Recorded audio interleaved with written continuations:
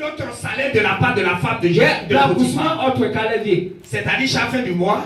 Non seulement chaque soir, peut-être chaque midi ou bien il va tirer plaisir de la chair. Et chaque fin du mois, il a 2 salaires. Ma fille, c'est pas une bonne proposition ça. Ah, c'est une bonne proposition, non? C'est ça, non? Mais bien aimé, dis il y a un piège. C'est que Dis il y a un piège. Quand le diable veut éteindre ton étoile, voici les propositions qu'il t'envoie. La Bible dit si tu n'es pas marié, il ne faut pas avoir copain. Tu es en train de préparer ton grand mariage. Le diable vient et te dit. Donc toi là-haut, tu ne sais même pas quand tu vas te marier. Et toi, la Bible te dit qu'il ne faut pas avoir copain. Donc toi tu vas rester là comme ça quoi. Mais tu vas mourir. Ça va devenir caillou dans ton ventre, tu vas mourir. Mais quand on était jeunes, c'est ce qu'on nous disait. Hein. Si on continue de dire ça, on dit quand tu n'as pas de rapport, ça va te donner maladie. Ça peut te tuer. Mais c'est des paroles diaboliques. Alléluia. Amen. Alléluia. Amen. C'est des paroles diaboliques. Il y a des personnes qui n'ont pas connu de femmes. Des hommes qui n'ont pas connu de femmes. C'est quand ils ont grandi, ils ont eu par exemple même peut-être 30 ans, 35 ans. Il y a des femmes aussi qui n'ont pas connu d'hommes. Jusqu'à peut-être à 20 ans, 25 ans, et se sont mariés. Est-ce que ces personnes sont mortes? Le diable, la Bible dit au commencement, c'est un menteur. C'est le père du mensonge. Quand le diable ne veut pas que la grâce de Dieu, quand le diable ne veut pas que la parole de Dieu prenne forme dans ta vie, il va venir te faire des propositions. Il te dira, donc toi là, hein, tu vas attendre. Ah ok, il faut attendre. Quand tu n'auras plus de pommade, tu n'auras plus d'argent pour t'habiller, là, on va voir qui va t'aider. Et que toi aussi, quand ces moments difficiles arrivent, tu te poses la question. Ah, mais si je n'ai pas de copain, je vais faire comment? Je n'ai personne pour m'aider. Et dès que tu te mets dans ce genre de relation, la grâce de l'Éternel s'éteint. L'étoile de Dieu qui est en toi s'éteint. Alléluia. Le diable, c'est un menteur.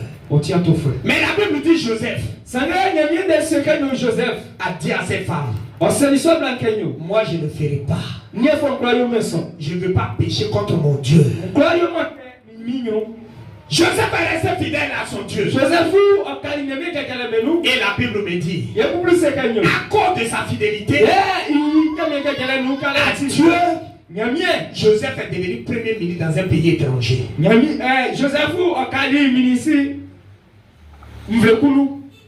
Alléluia, tu es béni.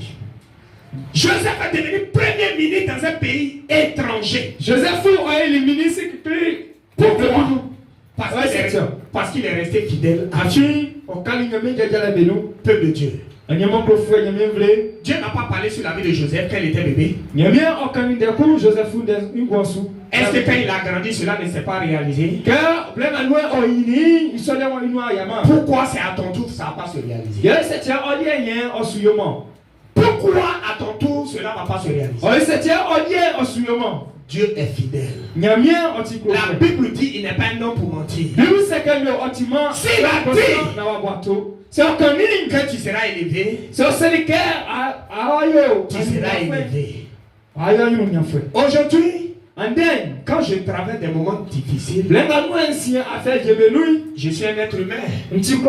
À un moment donné, ces situations m'amène à me poser aussi des questions. Mais quand ça devient très fort, je me réfère à ces paroles que Dieu m'a dit à travers des prophéties et personnellement tout ce que Dieu m'a dit. Dieu m'a dit, je serai son serviteur. Il va m'utiliser. Il va m'élever. Il va m'utiliser pour parcourir le monde entier. La seule chose pour que cela se réalise, c'est ma fidélité à lui. Alléluia. Amen. Quand il a parlé, est-ce qu'aujourd'hui je ne suis pas en train de prêcher sa parole? Si je commence à prêcher sa parole, c'est que la suite va se réaliser. Mais pour que cela se réalise, bien aimé, reste fidèle à sa parole. Quelles que soient les tentations, reste fidèle à sa parole. Le diable ne voudra jamais que tu puisses entrer dans ta destinée. Il fera tout pour t'enlever sur cette bonne voie-là. C'est à toi de tenir bon. Comme Joseph a tenu bon. La Bible dit ce jour-là, il y avait personne à la maison. Et la femme de Potiphar aussi, c'est une très belle femme.